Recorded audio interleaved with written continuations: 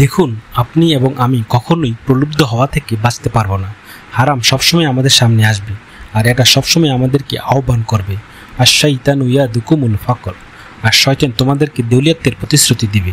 অন্য কথায়, যখন আপনি হালাল পথে চলবেন, শয়তান আপনাকে প্রতিশ্রুতি দিবে তুমি সুযোগ হারিয়ে ফেলছ, তুমি বঞ্চিত হচ্ছ, সবাই কত মজা করছে, তুমি অনেক মজা করতে পারতে, তুমি আরও অর্থ উপার্জন করতে পারতে, তুমি আরও ইন্দ্রিয় সুখ উপভোগ করতে পারতে। সে সবসময় আপনার কাছে বিজ্ঞাপন দিতে থাকবে বিকল্প পণ্যের, বিকল্প পন্থায় নিজের কামনাকে চরিতার্থ করার। কিছুই যায় আসে না যে কতটুকু কোরআন মুখস্থ করেছেন, কিছুই যায় আসে না যে কী পরিমাণ তাহাজ্জুদ আপনি পড়েছেন, এগুলো কোনোটাতেই যায় আসে না। শয়তান থামবে না।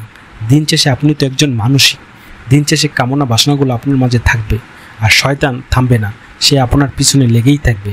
শয়তানের একটি কৌশল আল্লাহ বর্ণনা করেছেন, তার মনস্তান্ত্রিক কৌশলটি হলো জাইয়ানা লাহুমু শাইতানু আমালুহুম। শয়তান তাদের কাজগুলোকে তাদের কাছে আকর্ষণীয় করে দেয়। শয়তান আপনার কাছে আসবে, আপনাকে প্রলুব্ধ করবে, তখন আপনি বলবেন, হ্যাঁ এটা খারাপ, কিন্তু আমি তো অনেক ভালো কাজও করি। হ্যাঁ, আমি এলোমেলো কাজ করছি, কিন্তু আমি তো নামাজও পড়ছি, আর আমি তো কাফেরও না, তো সমস্যার কিছু নেই।